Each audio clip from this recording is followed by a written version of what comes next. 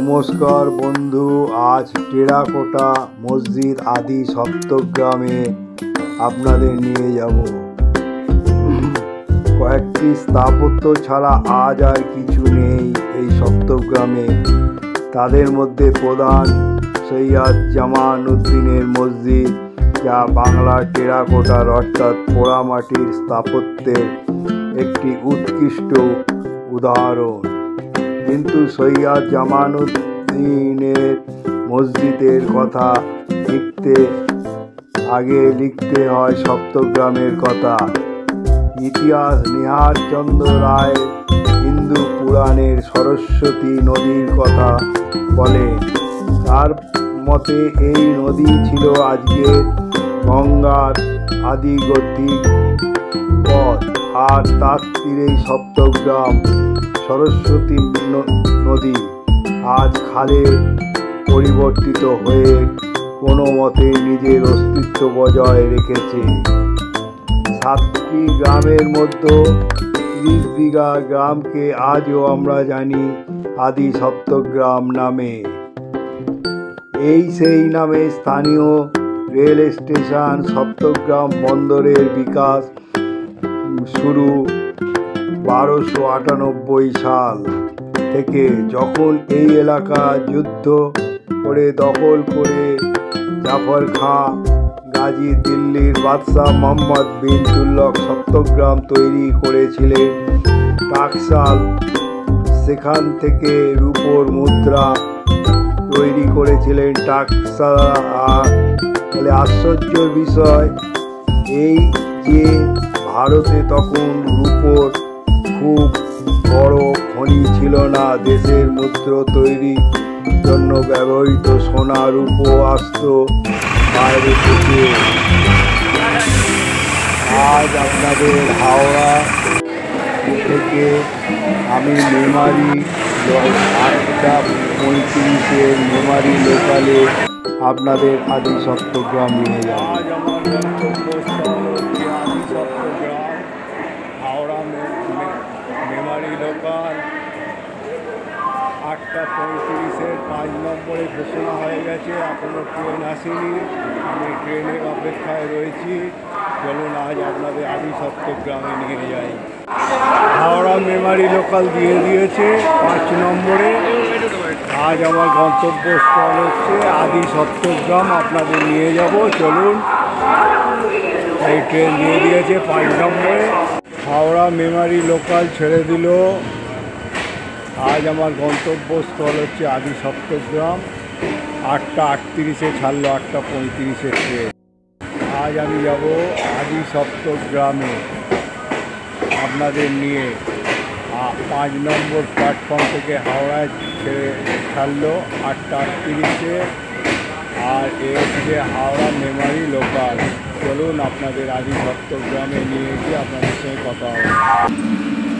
এই আদি সপ্তগ্রাম আজকে নামলাম, এই ট্রেন চলে যাচ্ছে আদি সপ্তগ্রাম ছেড়ে এবারে মেমারির উদ্দেশ্যে। আর এই হলো আদি সপ্তগ্রাম স্টেশন। এবারে স্টেশনে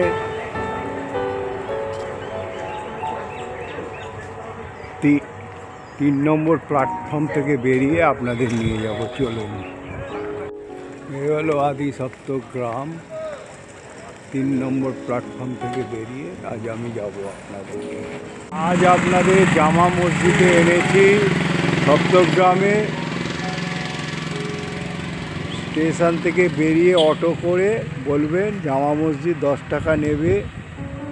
তা এটা হলো, এই মসজিদটা হচ্ছে ইষ্টগ্নির মতো এবং ক্ষতিগ্রস্ত মসজিদ, আয়তাকার ভূমি ও নকশার ওপরে স্থাপিত।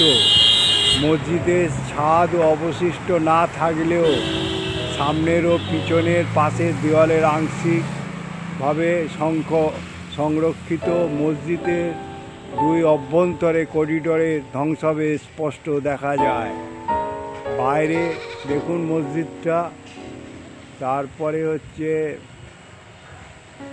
বাইরের অংশের কৌণিক অধারে ভিত্তি প্রাচীর আছে। সামান্য কিছু পদ্মপাপড়ি লতানো এবং জালিকা আবরি লেখা এবং জ্যামিতিক ধরনের টেরাকোটা অলঙ্কারের এই মসজিদটি সুসজ্জিত এবং মসজিদের সম্মুখে একটি আরবি শিলালিপি থেকে জানা যায় নুসরত শাহের শাসনকালে জামাল উদ্দিন হোসেন 1529 খ্রিস্টাব্দে মসজিদ নির্মাণ করেছিলেন। মসজিদের দক্ষিণ পশ্চিম অংশে 3টি সমাধি রয়েছে। ধারণা করা যায় কবরগুলি সৈয়দ ফখর উদ্দিন ও তার স্ত্রীর। তার খোঁজে 17/4/1914 ঘোষণা অনুযায়ী বিজ্ঞপ্তি হচ্ছে 1752 মসজিদটি কেন্দ্রীয় সড়ক হিসাবে সংরক্ষিত। এটা হচ্ছে কলকাতা পুরাতত্ত্ব সর্বেক্ষণ, কলকাতা মণ্ডল, কলকাতা। এর থেকে আন্দাজ করা যায় যে সত্যগ্রামে ব্যবসা বাণিজ্য ভালোই হতো, তার ফলে যথেষ্ট সোনা রূপো এখানে আসতো। 1494 সালে রচিত কাব্যে বিপ্রদাস পিলাই সপ্তগ্রামে তার সমৃদ্ধ উল্লেখ করেন, কিন্তু এই অঞ্চলে পাওয়া যায় 1505 সালে একটি প্রস্তর ফলকের লিপি থেকে আমরা জানতে পারি যে সেই বছর বাংলার সুলতানের আলাউদ্দিন হোসেনের শাহ সপ্তগ্রাম থেকে ত্রিবেণীর দিকে একটি সেতু তৈরির কাজ শুরু করেন। এর থেকেই ইতিহাসবিদ অনিরুদ্ধ রায় আন্দাজ করেন যে হয়তো সেই সময় থেকেই নদীর গতিপথ পাল্টাতে শুরু করে। আর তার 16 বছর পরে আসেন পর্তুগিজ অ্যান্টনি ডি ভিট্রো। আর সপ্তগ্রাম থেকে রাজধানী গৌড়ে যাওয়া অনেক বেশি সহজ হওয়া সত্ত্বেও তিনি জাহাজে নিয়ে যান চট্টগ্রামে। সপ্তগ্রামে শেষ বড় জাহাজের উল্লেখ পাওয়া যায় 1560 সালে সিজার ফ্রেডরিচের লেখায়। সম্রাট আকবরের বাংলা দখল করার পর 1569 সালে পর্তুগিজ ব্যবসায়ীর কাছ থেকে নতুন বন্দর উপনিবেশ গড়ে কথা অনুমতি দেয়, তাই তৈরি হয় হুগলিতে। এই থেকে স্পষ্ট যে 16 শতকের শেষ দিকে বাণিজ্য কেন্দ্র হিসাবে সপ্তগ্রামের গুরুত্ব অনেক কমে গিয়েছে। অদ্ভুতভাবে ভারতের ইসলাম ধর্মের সঙ্গে বাণিজ্যের একটা যোগসূত্র রয়েছে। এদেশে ইসলাম প্রথম আসে আরব ব্যবসায়ের হাত ধরে। কাজেই সপ্তগ্রামে যদি একটি বড় বাণিজ্য কেন্দ্র হয়ে থাকে তাহলে সেখানে এই ইসলাম ধর্মাবলম্বী মানুষ ইসলাম ধর্ম ও প্রচার করা থাকবেন, তাতে আশ্চর্য কিছু নেই। তাদের একজন সৈয়দ জামাল উদ্দিন, কিন্তু তার কথার আসার আগে তার মসজিদের একটু বর্ণনা দিই। পাথরের অভাবে বাংলার মন্দিরের মসজিদ নির্মাণ পোড়ামাটির ব্যবহার অনেক বছর ধরেই চলে আসছে। মন্দিরে পৌরাণিক দৃশ্য, সেকালের সামাজিক দৃশ্য ও অথবা দেবদেবীর প্রতিকৃতি আমরা দেখতে পাই, কিন্তু ইসলাম ধর্মে তা সম্ভব নয়, কারণ মানুষের এই প্রতিকৃতি তৈরি করা নিষিদ্ধ এবং আল্লাহ নিরাকার। মসজিদের অলঙ্কারে তাই আমরা দেখতে পাই ফুল পাতার কারুকাজ না হলে জ্যামিতিক নকশা। এর সঙ্গে বাংলার মসজিদ নির্মাণের একটা বিশেষ শৈলী গড়ে ওঠে, তার বর্ণনায় দিয়েছেন রিচার্ড হাটন তার বইতে। মোগল মসজিদে 3টি অথবা 5টি উল্টানো পেঁয়াজের মতন দেখতে গম্বুজের জায়গায় এখানে আমরা দেখি একাধিক ছোট ছোট গোলাকার গম্বুজ এবং মসজিদ আকারের চৌকো, আর তার সামনে খোলা চাতাল নেই বাংলার, তার বৃষ্টি হয়। খোলা চাতালে নামাজ পড়া বছরে অন্তত 3 মাস এক প্রকার অসম্ভব। সৈয়দ জামালউদ্দিন আকারে আয়তাকার, লম্বায় 14 মিটার এবং চওড়ায় 9 মিটার। পূব দিকের দেয়ালে রয়েছে 3টি দরজা, যার মধ্য দিয়ে দেখা যায় পশ্চিম দেওয়ালের টেরাকোটা অলঙ্কারের দিক নির্দেশ করে। মসজিদের ছাদ বহুকাল আগেই ধসে গেছে এবং গম্বুজের কোনো অবশেষে এখন আর চোখে পড়ে না। 4 কোণে 4টি মিনার এককাল ছিল, কিন্তু এখন শুধুমাত্র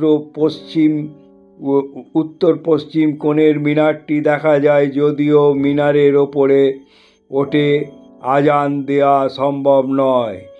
এইগুলো শুধু সৌন্দর্যের কারণেই রয়েছে। মসজিদের উত্তর দক্ষিণ দিকে 2টি প্রবেশদ্বার রয়েছে। প্রার্থনা কক্ষের ভেতরে 2টি পাথরের থামের অবশেষ দেখা যায়। এমনই আর ভাঙা পাথরের থামের টুকরো ও মসজিদের ভেতরে দেখা যায়। আর মসজিদের দক্ষিণ পূর্ব কোণের কাছে একটা উঁচু বেদির মতন রয়েছে 3টি কবর, দুদিকে 2টি কবর পুরুষের, মাঝখানে মহিলার একটার। সহজেই বোঝা যায় কবরের ওপরে পাথরের থেকে পুরুষের কবরের ওপর একটি 3 কোণা পাথর বসানো আছে, যাকে বলে কালাম। কিন্তু মহিলাদের কবরের ওপর শুধুমাত্র সমান একটি পাথরের ফলক দেয়া থাকে, যাকে বলে তক্তি। 1870 সালে গবেষক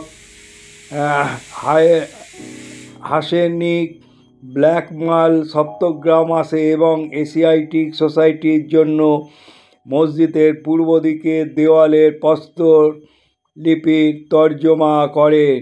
এই প্রস্তরলিপি থেকে আমরা জানতে পারি যে এই মসজিদ তৈরি হয়েছিল সুলতান আবুল মুজাফফর নরসাদ শাহ এর সময়। তৈরি করেছিলেন সৈয়দ জামালউদ্দিন হোসেন, যার বাবার নাম ছিল ফখরুদ্দিন।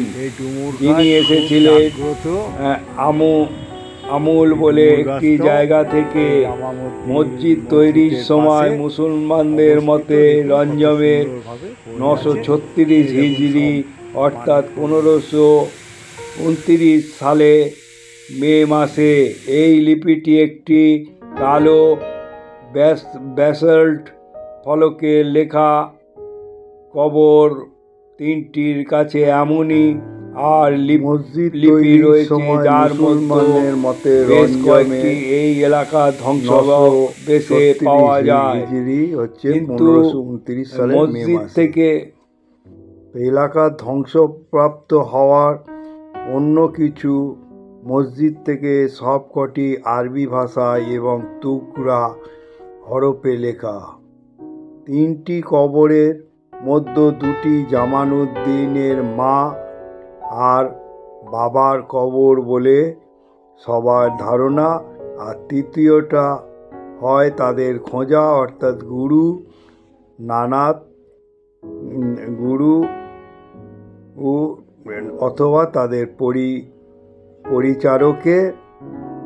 ব্ল্যাকম্যানের মতে লিপিতে যে অমল জায়গাটি উল্লেখ আছে ইরানের আমল, কিন্তু অন্য অনেকের মতে যে এটা আসলে তুর্কিস্তানের শহর তুর্কমেনাবাদ, যার প্রাচীন নামে আমুল। যেহেতু তুর্কমেনাবাদ একসময় সিল্ক রুটের ওপরে পড়তো। এমন হতেই পারে ব্যবসায়ীদের সঙ্গে এক সময় ফখরুদ্দীন এদেশে এসেছিল।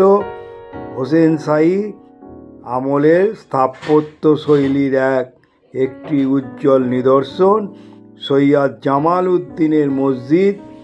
এই সপ্তগ্রামের ঐতিহাসিক স্থাপত্যগুলির এটি অপেক্ষাকৃত অপরিবর্তিত রয়েছে।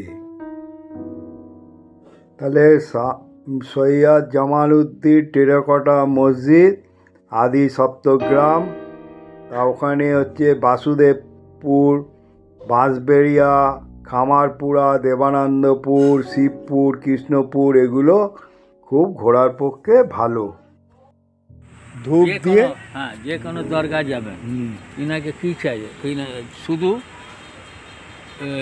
সুগন্ধ জল, গোলাপ জল হোক, আতর হোক, ফুল হোক, হ্যাঁ, ওই ধূপকাঠি হোক, হ্যাঁ, এই সব, আর কিছু না। আচ্ছা, এ ফখরুদ্দীন বাবা তাহলে মানে বহুত জাগ্রত। এর কাছে মান্যত করলে মানত পূরণ হয়। কারোর অসুখ হচ্ছে, কারোর কোনো চাকরি বাকরি হচ্ছে না, হ্যাঁ, এ হলো ফখরুদ্দীন বাবার সমাধি। তার ওয়াইফ, তার সেবকের সমাধি দেখুন। এই মসজিদে এসে আপনারা যদি মান্যত করেন, আপনাদের মান্যত পূরণ হবেই, এ অবশ্যই। আপনারা এই আদি সপ্তগ্রামে আসবেন, এসে এই জামা মসজিদে ঘুরবেন, খুব ভালো লাগবে। আর দেখুন আরবি ভাষায় কত কি উল্লেখ রয়েছে, আর আরবি ভাষায় লেখা আছে, দেখুন আরবি ভাষা। এগুলো আমি সব আপনাদের তুলে ধরছি। ওনার নামও আছে, দেখুন সবার নাম, সবার নাম আছে, লেখা আছে এখানে। দেখুন ইনিও এসছেন, রমজান মাসে, রমজান মাসে এসছেন, সব লেখা রয়েছে এই এখানে। আজ আপনাদের 500 বছরের পুরনো জামা মসজিদে এনেছি। এই মসজিদ হচ্ছে কত পুরনো। তারপরে টেরাকোটার কাজ করা আছে, সেই আগেকার দিনে যেভাবে ইটের কাজ করতো, টেরাকোটা এখনও সেইভাবে সংরক্ষিত আছে এই মসজিদ। আর এখানে ফখরুদ্দীন বাবার কাছে এসে সবাই মান্যত করে। এখানে আপনারা এসেও মান্যত করতে পারেন। মান্যত করতে গেলে ডুমুর গাছেও করতে পারেন, জমরুদ্দিন বাবার সমাধিতেও করতে পারেন। যদি মান্যত করেন, মান্যত পূরণ হয়। এখানে বহু দূর দূরান্ত থেকে আসে, আসলে রান্না বান্না করে চাদর চাপায় লোককে খাওয়া, যেরকম আমাদের মন্দিরে ওই মান্যত হয়, একই ব্যাপার। সব এক, আলাদা কিছু না, শুধু মানুষ নিজে। আর এই হলো এরিয়া, দেখুন এরিয়াটা आर्जेलिका,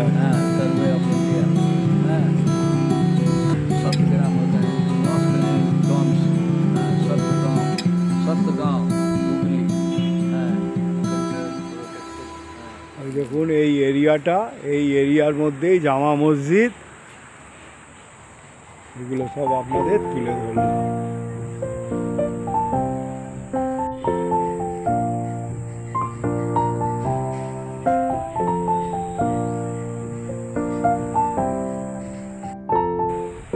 বন্ধু, আজ আপনাদের জামা মসজিদে এনেছি, আদি সপ্তগ্রামে অবস্থিত। তা এই মসজিদে এখানে একজনের কাছ থেকে অনেক ইতিহাস জানলাম। আমি যতটুকু জানতে পারলাম আপনাদের এই জামা মসজিদ সম্বন্ধে বললাম। তা আপনারা এই জামা মসজিদ আসতে গেলে আদি সপ্তগ্রামে নেবে, অটো করে বলবেন জামা মসজিদ যাব, নামিয়ে দেবে। আর এখানটায় এসে টেরাকোটার কাজ, আর এখানে আপনার যদি মনস্কামনা করতে চান সেটাও করতে পারেন। অনেকে শুনেছি, মানে কথিত আছে মনস্কামনা করলে এখানে পূর্ণ হয়। আর তারপরে আপনি চাদরও চড়াতে পারেন মনস্কামনা পূর্ণ হলে। তারপরে আপনি 10টা লোককে খাওয়াতেও পারেন। এইখানে অনেক আছে, এক ইতিহাস ভারতীয় পুরাতাত্ত্বিকবিদের এইটা অধীনে এখন আছে এই জামা মসজিদ।